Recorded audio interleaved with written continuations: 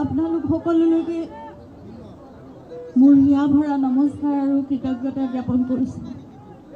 অসমৰ বিভিন্ন স্থানৰ পৰা আহি আপোনালোক আজি একত্ৰিত হৈছে।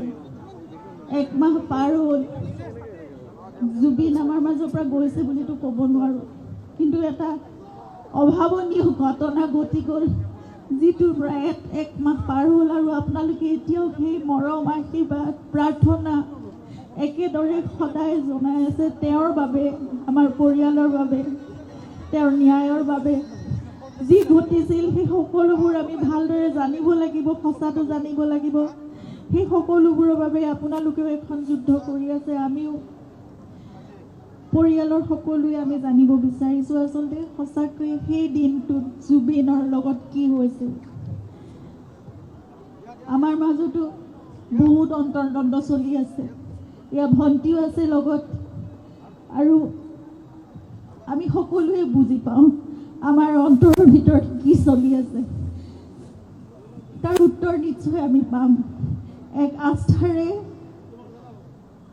শান্তিৰে, ধৈৰ্যৰে আমি অপেক্ষা কৰিছোঁ। নিয়মত হওক, শুদ্ধভাৱে হওক, পানী নসৰকাকৈ যি বিচাৰ হ'ব লাগে সেয়া বিচাৰ হওক, কিন্তু তাৰ লগে লগে আমি জুবিনকো অমৰত্বত আমিয়ে দিব লাগিব।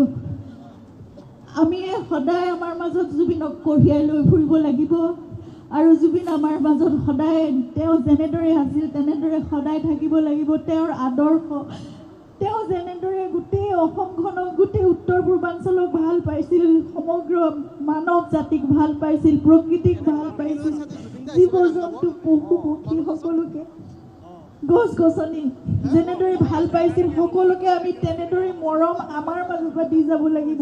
আমি ভাবিব লাগিব যে আজি এজন জুবিন নহয়, আমাৰ মাজত কোটি কোটি জীৱ। জুবিনৰ আমাৰ সকলোৰে আত্মাত জুবিন জীয়াই আছে, আৰু সকলোতে জুবিনে আমাৰ আত্মাত এতিয়া নিগাজিকৈ এক স্থান গ্ৰহণ কৰিছে।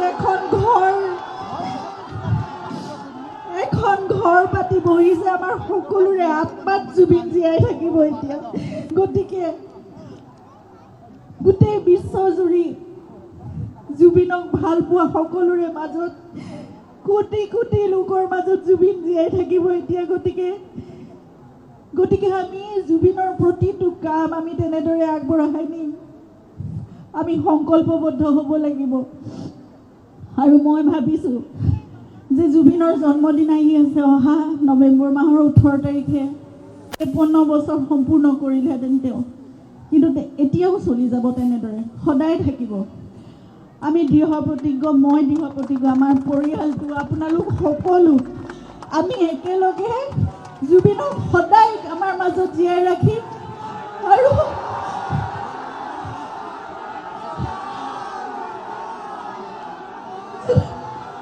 জুবিনে কৰিব বিচৰা সকলোবোৰ কাম আমি কৰি যাম। এজোপা এজোপা গছৰ মাজত জুবিনক জীয়াই ৰাখিম, প্ৰতিটো পাতত জীয়াই ৰাখিম।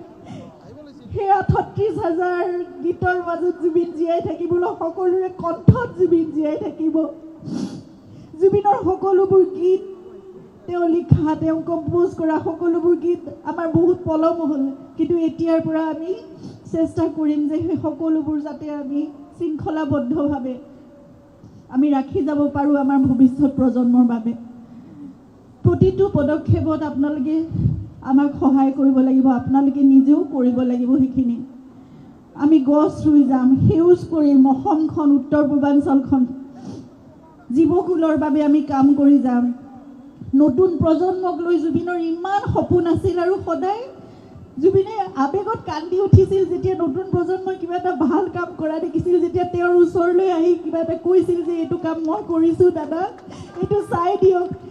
মোৰ ওচৰত আৱেগিক হৈ গধূলি ৰাতি আহি পেলাই মোৰ ওচৰত কৈ কান্দি যায়গৈ, চকু পানী ওলাই যায়গৈ। দেখিছানে, সিহঁতে ইমান ভাল কাম কৰিব পাৰে, মোৰ কিনো প্ৰতিভা আছে, সিহঁতৰ মাজত আৰু বহুত প্ৰতিভা আছে, সিহঁতে মোৰ অসমখনক বহুত দূৰলৈ লৈ যাব। গতিকে সেই সপোনবোৰ আমি পূৰা কৰিবই লাগিব।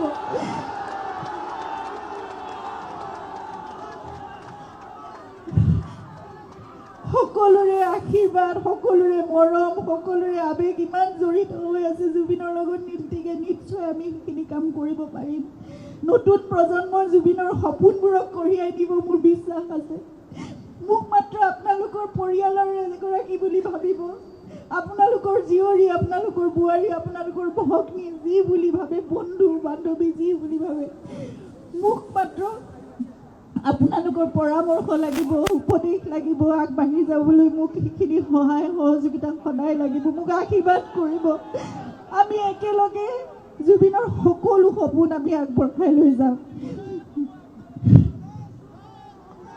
আৰু আপোনালোকৰ এইখিনি সাহস হাজাৰ হাজাৰ লোকৰ মোৰ পৰি আশীৰ্বাদ মৰম আছে কাৰণে আজি এটা মাহ মই আপোনালোকৰ মৰমৰ মাজতে জীয়াই আছো মই থিয় হৈছো আহি ইয়াত উপস্থিত হ'ব পাৰিছো নহ'লেতো আমাৰ ঘৰখন থান মান হৈ যোৱাৰ দৰে হৈছিল কিন্তু তথাপিতো আমি একেলগে আজি আপোনালোকৰ আগত থিয় হৈছো কাৰণ আপোনালোকে আমাৰ শক্তি আপোনালোকে আমাৰ সাহস আমি মুঠতে একেলগে কাম কৰি জুবিনক সদায় আমাৰ মাজত জীয়াই ৰাখিম মই প্ৰতিশ্ৰুতি দিছোঁ মই সংকল্পবদ্ধ হৈছোঁ আপোনালোকে মোক মাত্ৰ আশীৰ্বাদ দিব আৰু সহায়